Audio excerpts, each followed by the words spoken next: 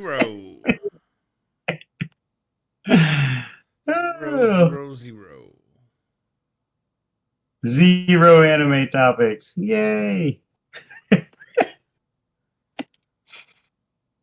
Um, I can add some real quick if I need to. Yeah, if you want to wrap up the show by yourself, sure, go ahead. Oh my gosh, I was talking to my oldest about this mobile game that I play, and they had Demon Slayer or one of the anime, and I'm like, I don't know anything about these characters. And he's like, oh, you got this one and that one and that one. I'm like, I don't know what that means. Because you don't watch anime? I'm like, do you watch our show? No, I don't watch anime. I Oh, would like to, but I think Dragon Ball ruined me with all the constant yelling and screaming and the back and forth. I'm like, that does not interest me. I can get that. I think Dragon Ball ruined a lot of people. Um, So as well as it may have just ruined anime, but uh, as the anime community yells at me for making fun of Dragon Ball once again, but well, a lot of folks like it, but it's just and I mean I watched Batman the animated series and I watched Voltron. So I mean there was things I watched growing up, but I was like everybody's talking about this Dragon Ball thing. That's why I started watching. I'm like, I don't understand. This is not interesting to well, me. the funny thing It's is, like a so Dragon Ball Z is what everybody's like just super big into, or was super big into, and I had watched Dragon Ball, which is when the character from Dragon Ball Z was a kid, and it was a completely different. It didn't have those long, exaggerated battles, and so I was like, yeah, no Dragon Ball, with the little kid, and they're like, huh? Oh, you talking about? And I'm like, no, Goku is a kid. I was like, oh, you talking about Dragon Ball Z? I was like, no, I haven't watched that. So I went and I watched it, and yeah, man, I mean, the the constipated fight scenes just killed me, man. I was like, wait a second, I just watched 3 episodes of this, and they're still groaning about wanting to do this power move.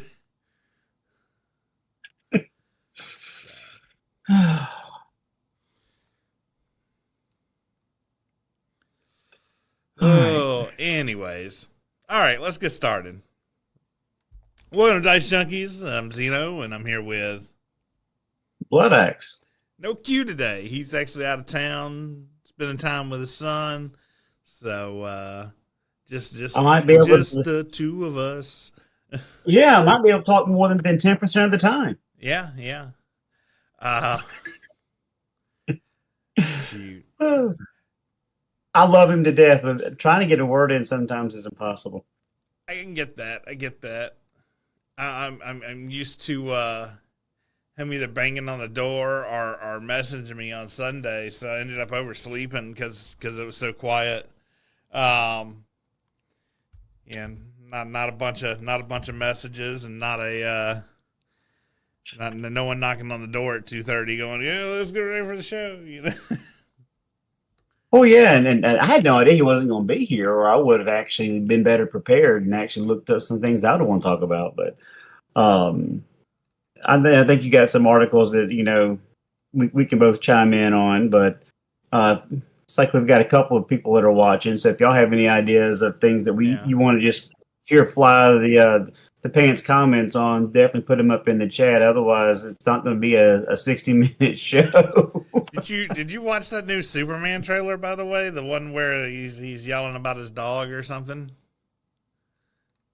I've seen the one where he was screaming for his dog, but that was an older one, Krypton or Crypto, whatever his name was. This one he I, goes in and he's like beating up on oh Lex Luthor because apparently Lex stole his dog or something.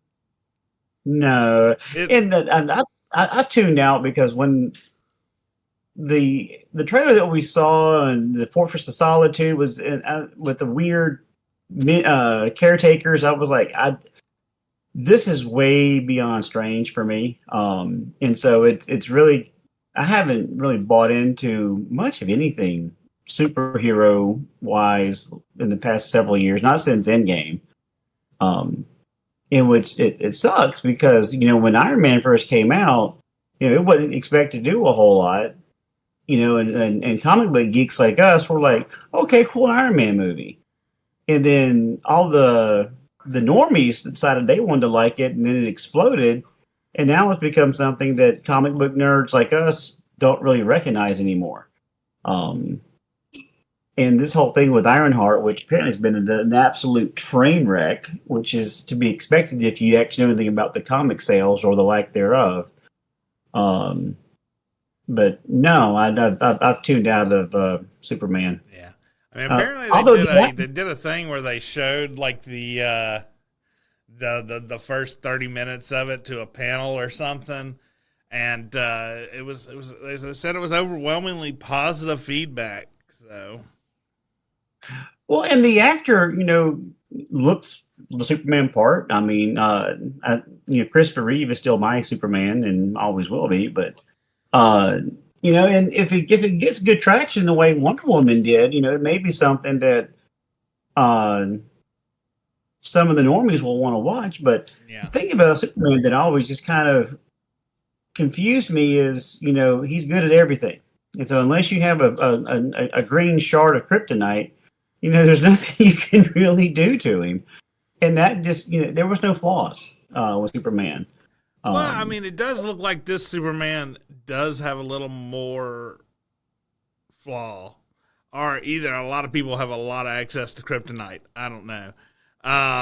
Because you see him injured several times, like throughout these trailers we've seen. Mm-hmm. I actually thought the first trailer was pretty good.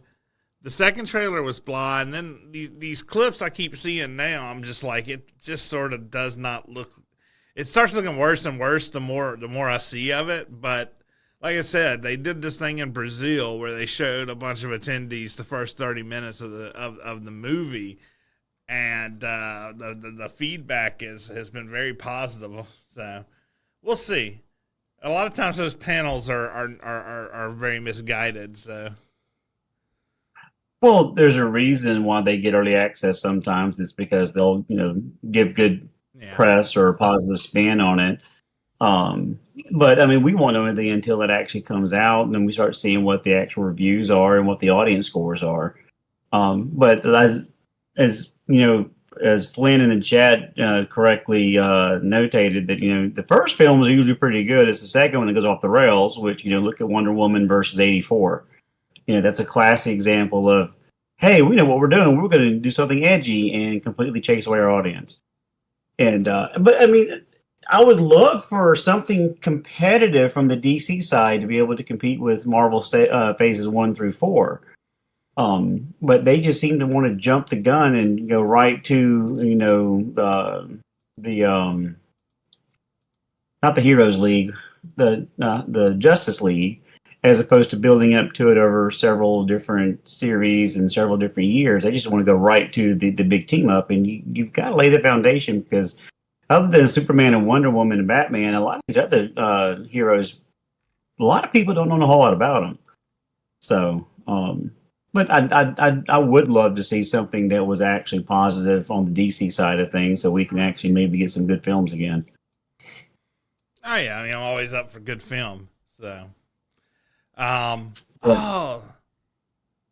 there was something I saw this week that I forgot to bookmark.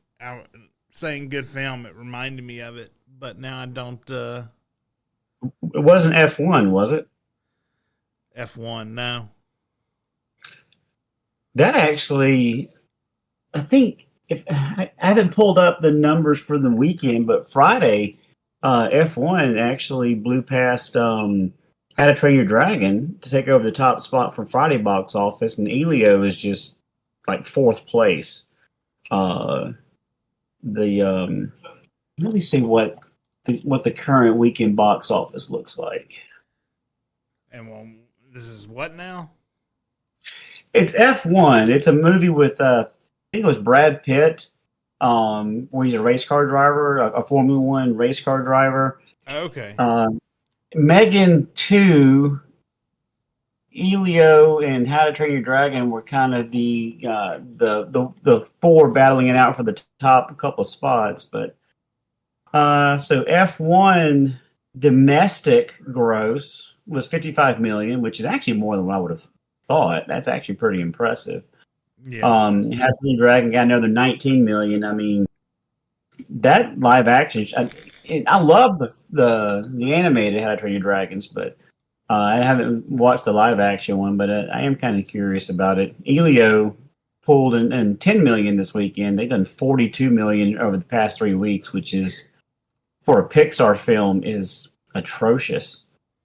And Megan, and 28 years later, pulled in another 9.7 for a total of 50 over the last 2 weeks. They had a major drop off, it looks like. And Lilo and Stitch pulled in 7 for a total of 400,000 domestic. So F1, if you're into racing movies or who was the? It was the guy that did Kazansky, the one that helped with Maverick, is the one that did F1. So there's been a lot of, this is just, kind of like the old movies for guys who like movies back in the day on USA. Mm-hmm. It's just, it's supposed to be just no agenda. Here's a racing movie with, action and good acting in it. So not my jam, but it is a film that apparently a lot of people have enjoyed watching this weekend. That actually came out. That was actually pushed out by Apple. Yes. So Apple's like, you know what? We're going to make this for our service, and if we can make some money in the box office, great. But they didn't necessarily make it for the box office to make money. But yeah, this is going to go on Apple TV at some point. So it's kind of like, the opposite of Disney Plus, to where Disney will throw out movies in the theater to make money and then dump it on Disney Plus later on. But they're like, hey, we're making this for Apple, but let's see if we can make some extra money in the theater, because not everybody has Apple TV. That's actually pretty cool. Man, the dynamics of film is so strange. How these streaming services have really sort of flipped the switch on a lot of this stuff. The big ones from our time are pretty much dead. As far as movies go. Well, yeah, and when we grew up, when I was growing up, Blockbuster wasn't really much of a thing. We had a couple of mom and pop video rentals, but for the most part, either you saw it at the theater, you didn't watch the movie until maybe it came on the television, years later.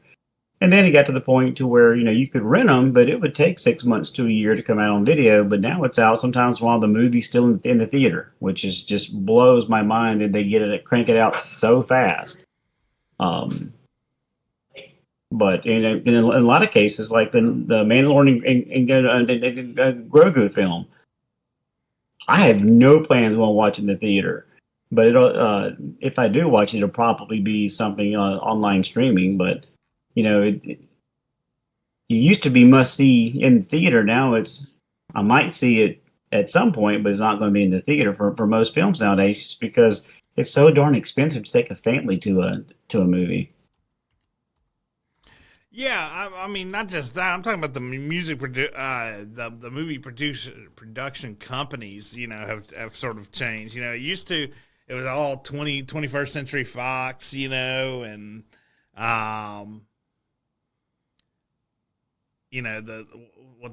one with the lion roar, I guess. Yeah, MGM and Paramount, and Universal, and hell, even Lionsgate back in the day. Yeah. But a lot of those has just been consolidated into, Disney bought Fox a couple years ago.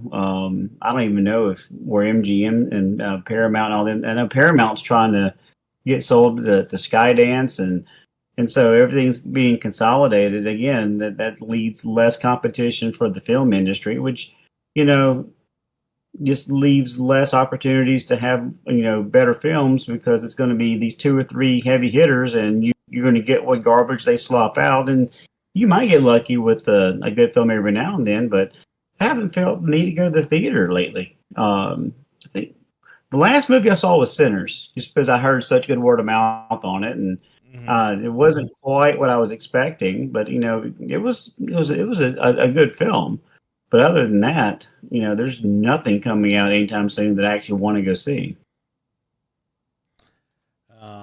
Yes, bought, bankrupt. You're exactly right, Flynn. Yeah. Well, speaking of staying at home, D&D rival Evil Hat cans the Tomb Raider tabletop RPG over creative differences. Yeah. I wish Q was here to talk about this because I know he's been keeping up with it better than either one of us have. Yeah. But no, basically, it comes down to, once again, it's one of these things where they tried to put in a bunch of different stuff, and of course the creators and were like, well, we want to make this game, we don't want to put in all this, and so they ended up breaking ways due to what they call creative differences. That's I guess the T. I don't know. From what we've heard, not really a lot being released by them, other than that it was creative differences. But from what I understand from some of the rumorville, it a lot of had to do with politics. So. Yeah, and like I said, I haven't been keeping up with it as much as Q has, but and correct me if I'm wrong, but I think Evil Hat Productions was licensing it from Crystal Dynamics, and Crystal Dynamics wanted more, streamlined original Tomb Raider content versus Evil Hat was wanting to implement some of their creative ideas from other games in the past, which include, such mind-boggling games that, oh crap, I just lost it. So they've done things like Fate, which I'm not sure if you played that one before, Blades in the Dark, and Thirsty Sword Lesbians. So that kind of gives you an idea of some of their projects they've worked on in the past. Fate is their core system. But yeah, and then supposedly they're going to be releasing. They are going to still end up, from what I understand, they're going to take this, unbrand it from Tomb Raider, and still release it. So, and we may get to see just how bad it was. Well, and in some cases, that's not a bad idea. I mean, there have been several projects that, and I'll give you an example. When the movie Doom came out, if it had been called anything other than Doom, it would have been a very interesting, good sci-fi film. I would have enjoyed it, but because I was expecting Doom and I didn't get Doom, I hated it. And if rebranding this to something other than Tomb Raider, because you're expecting Tomb Raider, then it might be a better game if you remove the Tomb Raider expectation to where they'll call it Thirsty Tomb Raiding Lesbians instead. But I mean, and maybe they can throw it on Kickstarter and maybe get some crowdfunding for it and get it published. But They'll there's make so it an extension many of their Advanced Lovers and Lesbians series. Lovers and Lesbians, but there's so many different game systems out now that it's really kind of hard to make it in that space, because back in the day there was maybe a dozen or so between core D&D, and then you had BattleTech and Shadowrun and Rifts and Earthdawn. But shoot, now there's a couple of hundred different game systems out there that I can't keep up with them anymore. Because we had free RPG day last weekend and I went to go play with my boys, and they had all these games. Like, what are these game systems? And like there was Dragonborn, and we played Starfinder, which was a Pathfinder 2 version of basically Pathfinder in space. But they had Fallout, and now you have a Borderlands tabletop RPG that uses completely different rule sets.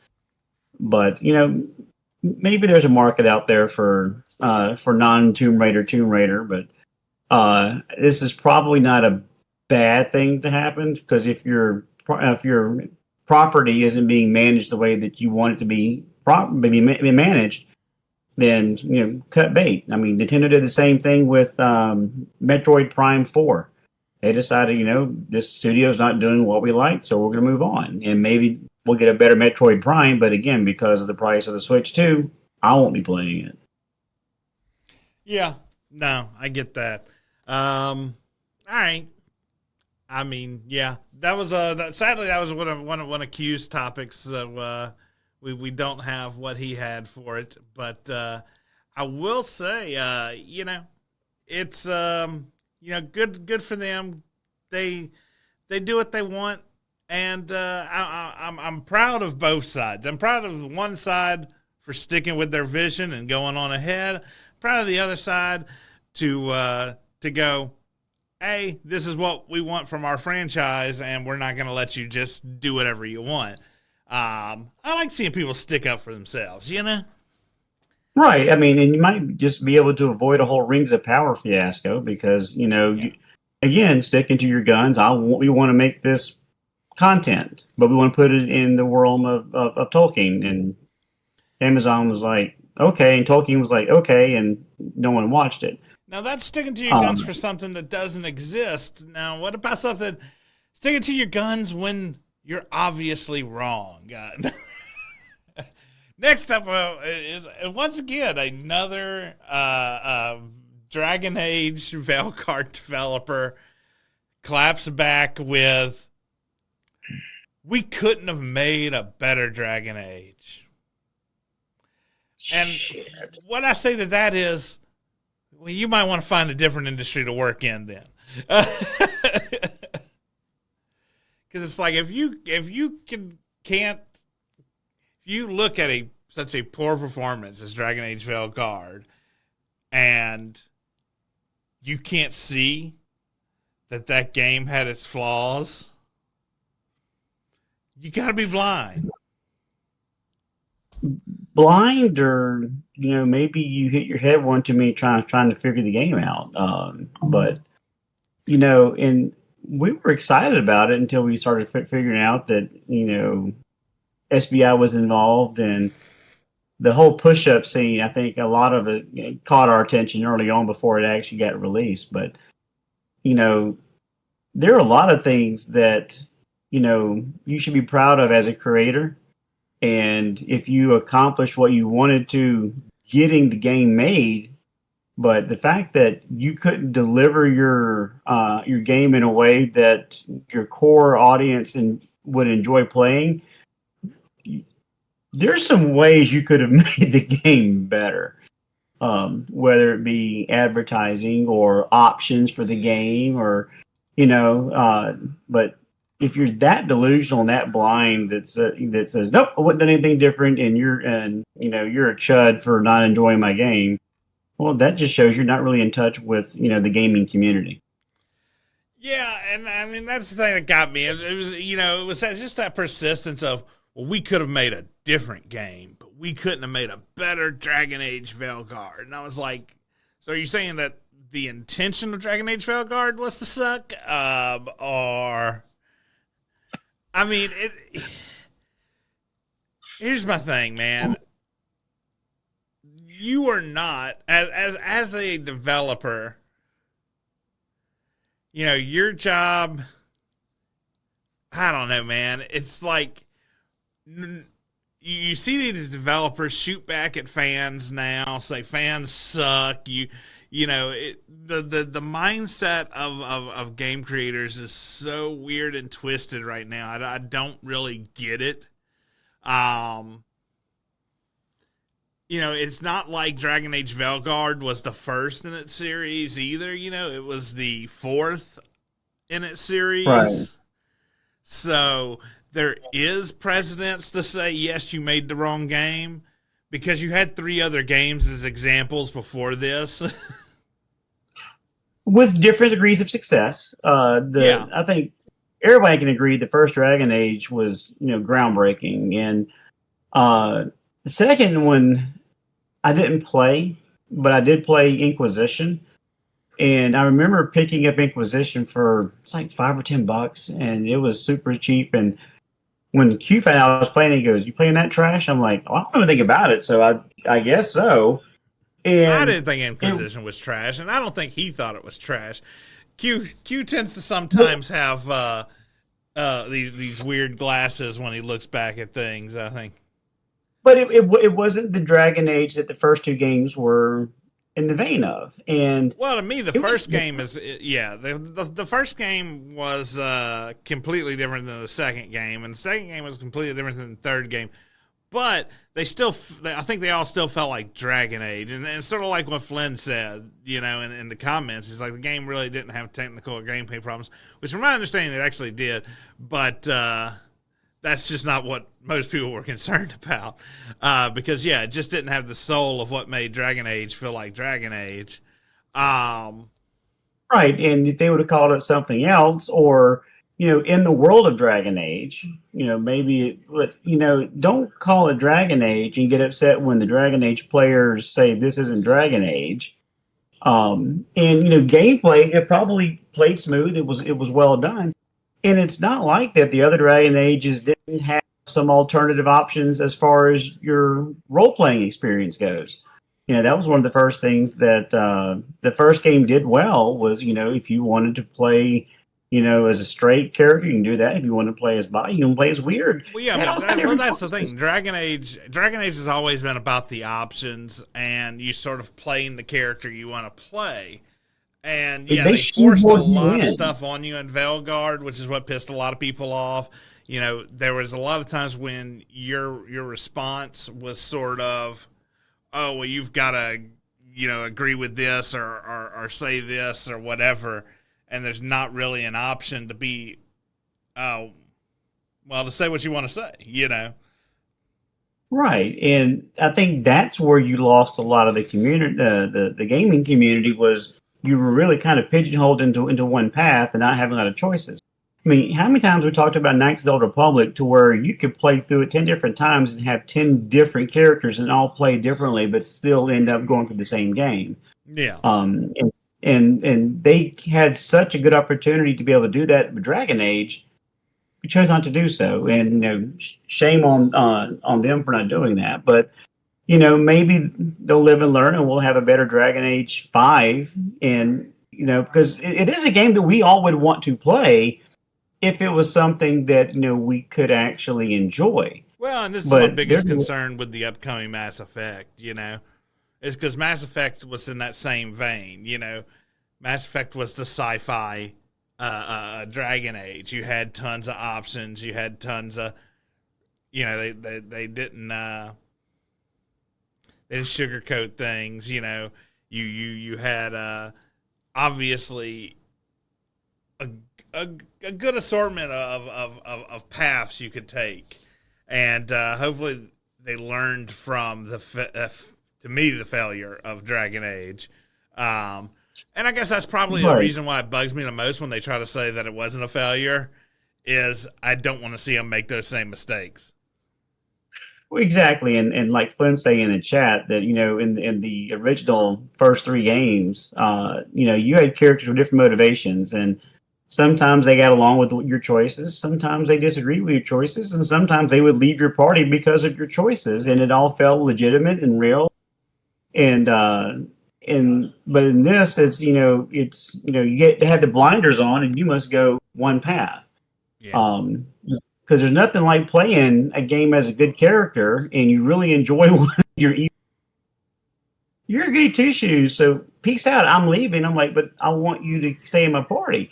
So you have to kind of skate that. Do I want to do a little bit of stuff so I can keep the evil characters in my party that I enjoy their NPC dialogue and just the options they bring to the party, versus I'm going straight good, and I'll just suck it up.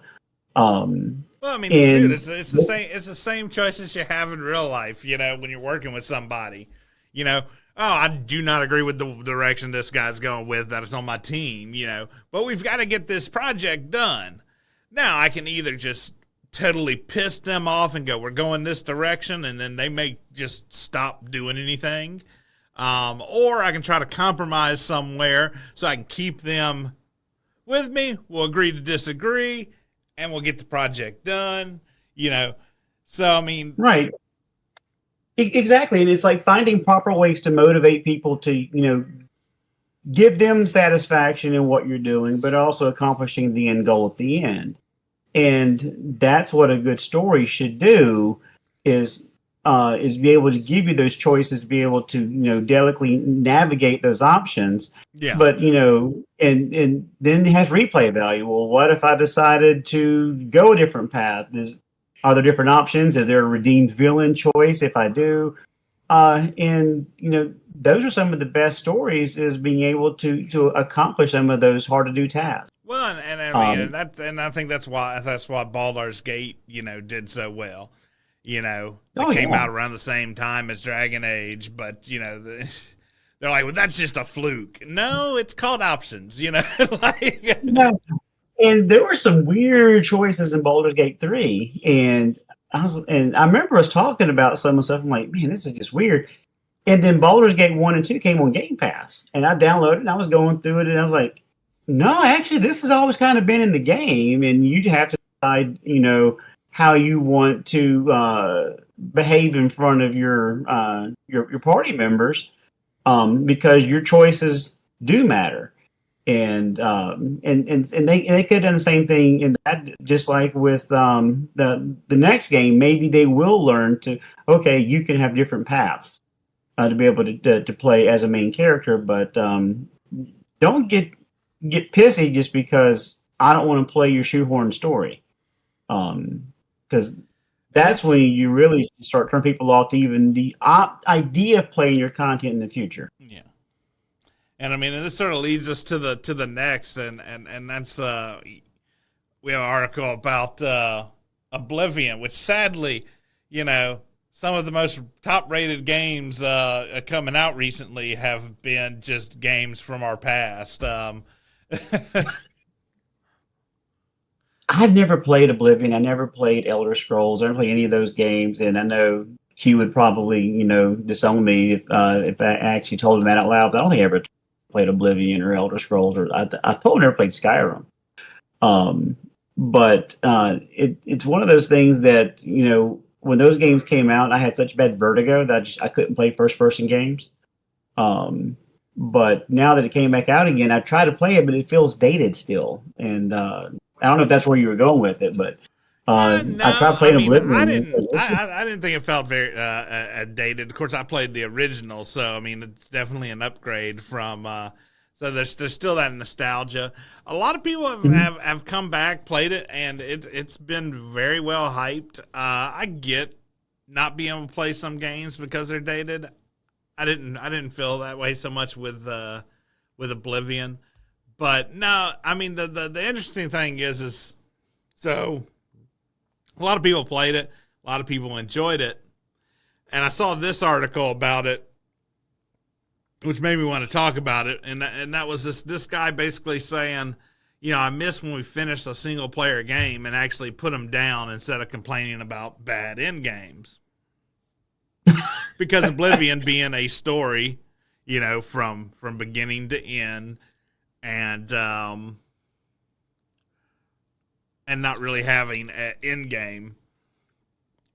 But then at the same time, I read this and I was like, at first I was like nodding my head and I was like, yeah, I do sort of miss that. And then I was like, well, no, we still play games like that though. It's just except Andromeda, and Andromeda didn't go very well in the end game. But I mean, Andromeda, it's because the ending was crap. I mean, it wasn't people complaining about the end game; they were complaining about the end. Fair enough. I also think that Andromeda got a bad, sort of a bad spiel, dude. I actually enjoyed Andromeda. My biggest complaint about the end was just that it wasn't finished, and they were supposed to do DLC. but because so many people complained about it, they never finished the DLC. They just dropped the game, which pissed me off more than the other complaining. I got pissed off at the people complaining about the game because I never got to finish my game. Yeah, but and not every game should have in-game content. I mean, I finished Expedition 33, and I was genuinely sad that it was over, but yeah, I thoroughly enjoyed the experience. Yeah. Versus like a Borderlands game, like when Borderlands 4 comes out in a couple months, we're going to be excited at the end game because that's when the game truly begins as a looter shooter, and then you start trying to farm better and better gear. Yeah. And so, well, and that was sort of my point about this, and that's that. It's like, oh, we bitch about end game when you tell us that there's an end game. Yeah, when you tell us this is a live service game, we expect to have continuing playing power out of the game. People complain about bad end games because of poorly set expectations. And I think that's where I'm going with this. You can blame people for complaining about bad end games, but quit setting bad expectations. If you tell me that a game is a live service game and it's going to have continued content for the end game, I'm going to expect that. Right. It's what was it like when Cyberpunk came out? We knew that there was going to be more content coming out, so there was a reason to go back and do all the side quests and go back and do things later on because there was content. And the same thing with Redfall. It's just Redfall performed so badly we didn't even get the bad in-game content. So, but there's a reason why we have solo player games and we have co-op and multiplayer games. But for a solo player game, yes, I should feel satisfied at the end when it comes to the end game and be able to either deinstall it and move on, or if you're going to have additional stuff coming out, make it worth my while to keep playing it. Versus, multiplayer game, what's the game we were talking about earlier this week? FTD Firestorm or whatever that game was. What was that game called?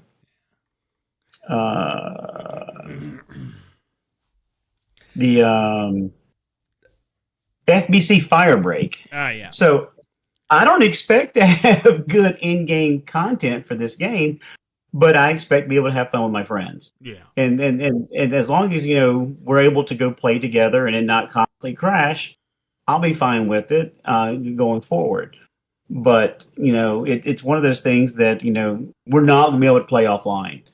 And this may actually segue into the want to accuse other topics, which is not going to be here to talk about here in a second. Yeah. But having games that you can play offline by yourself and not have to rely on live service connection to be able to play, I think it's something that's really dying and it's really hurting the gaming industry because what was it, Doom, Dark Ages? You didn't even when you bought the physical copy, it was just a downloadable content disc and it had nothing actually on the disc whatsoever. And 10 years from now, when the servers are offline, you're not going to be able to plug that in, play it at all. And so people are now getting to the point to where even the games we purchase, we don't even own because they're going to be useless, discs in the future because we won't be able to even play the content without having. And that's sort of the cool thing I thought about, Oblivion, you don't have to have online. It's just it's a single player, simple game. Now the author of this article, he does mention that that people complained about there not being enough in-game content for Oblivion. I haven't seen anybody complain. I don't know where he's getting that from. I think everybody. Now I have seen people complain about the fact that the remastered version of Oblivion doesn't support mods like the original version, which does lead to less longevity of the game if you can't mod it. Because I will say most of the Elder Scrolls Online games, the reason are not Elder Scrolls Online, the Elder Scrolls series games have been as popular as they are and have lasted as long as they are is because of the modding community, where Oblivion Remastered is sort of a one and done. Well, and correct me if I'm wrong, but isn't kind of the big draw to the Elder Scrolls games, the end game is the replayability of it, with have different options and different choices throughout the game, as opposed to like a very streamlined like a Gears game, which is very linear and your choices don't really matter. But it's just playing through it again. But can't you do different things and have different stories based on your choices? Yeah. And I mean, and that's a different kind of playability. The replayability, as in the start over and play a different character and make different choices, versus your long, never ending games. So I don't know. Or even games have New Game Plus let you bring over content, but be able to make different choices, different characters, but still not have to do everything from scratch from start to finish. Those are the games that I think I really enjoyed the most. Has been when you were playing New Game Plus, and not have to go back and unlock everything all over again. Just be able to enjoy a different play style throughout the game, or evil choices versus good choices. You can, because unlocking, which we found in Borderlands 3, having to go unlock all of your different class mods and gun slots is really, really grueling and not fun at all. But being able to play that extra character that's not your main does have value. Yeah. All right. Well, going to what you alluded to earlier with the games being canceled and especially with your live action live service games. There's been a movement in the UK. Well, it started in the UK. It's been spreading across the internet quite a bit, and that's the Stop Killing Games. That's been getting some support. Basically, it's the concept of, I guess the biggest one that we've talked about that would fall into this is The Crew that Ubisoft killed. With their EULA? Yeah, they removed it. Remember, like they took The Crew game off their store and then uninstalled it from anybody who had it installed on their computer, or made it where the license wouldn't work when they loaded up the game, so it was just a dead game you couldn't play. And that caused a big spike about games that basically lose support to the extent of you can't even play them anymore.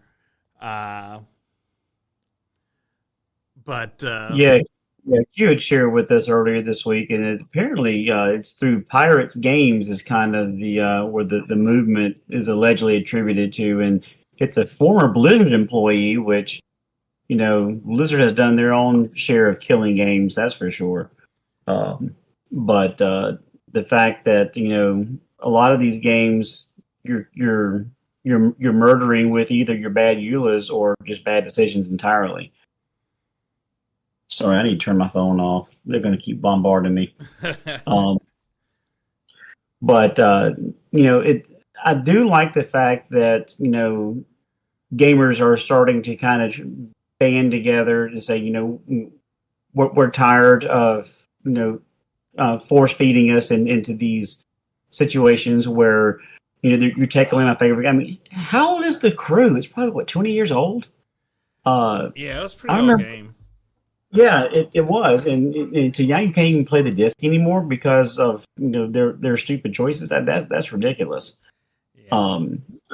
And I will say, reading more on this, it seems like the concept may have gotten twisted along the way. One of the person says first, Pirate Software really didn't understand the initiative and roasted it just to be the cool contrarian guy.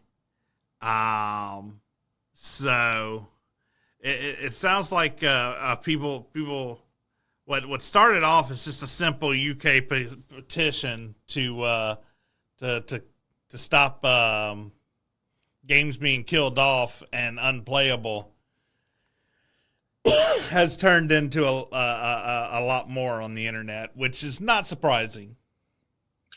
Right, and if I don't think the crew had multiplayer options, but why would you make a game crew, yeah, the whole point of unplayable? the crew was that you were racing in like I think an open world with where other people would just drop into your racing game or something. Because the whole point was I don't never think the race first one. alone. I think. I think the first one you had a bunch of AI opponents because I remember playing it because it had a Mustang on the front. It had 05 Mustang, and that's why I bought the game because it had a Mustang on the cover. I've always kind of been a Mustang guy, and I bought it for that and for my oldest son to play. But I don't remember actually racing against other people. It was always against AI. But if you're going to do that, at least allow the players to still play against the AI racing options or the AI opponent. So I'll give you an example. If you still have an original Xbox and you have Mech Assault 1 or 2, you cannot get online and play against other people in Mech Assault because the servers are shut down, but you can still pop in the disc and you can still play the campaigns and be able to and not allowing gamers to be able to go through the campaign in the crew because of their bad choices just makes me not want to buy your games going forward. I think you're just really short-sighted in some of those business decisions to, we're going to just go ahead and hamstring everybody. I think those are bad choices, but like we were talking about before the show, a lot of these games nowadays, if the server goes offline, that disc is worthless. Yeah. You're not going to be able to play the game anymore. And that is something that, a lot of us gamers that grew up with having physical media always had, because if you don't have the internet, at least you can still plug in your game and play offline. But now you can't even do that. And that's really going to be kind of sad for the future generations of gamers, is they're not going to be able to play these nostalgia games when these things go offline unless you buy it for the sixth time the way they keep doing Skyrim. Yeah. But, yeah. Nah, I mean, I don't know, man. Like, I get the concept of eventually you got to quit supporting stuff, I mean, it's sort of like with, Windows 10 is not supported anymore, you can't get Windows 10 anymore. You have to get Windows 11, and it's just like, you can't get the crew anymore. But the crew 2 is out there. You can get that, So, but at the same time, I get paying for something and then not being able to play it anymore. That also sucks. So it's one of those things where, when do you cut your losses? How long do you keep this back end server going?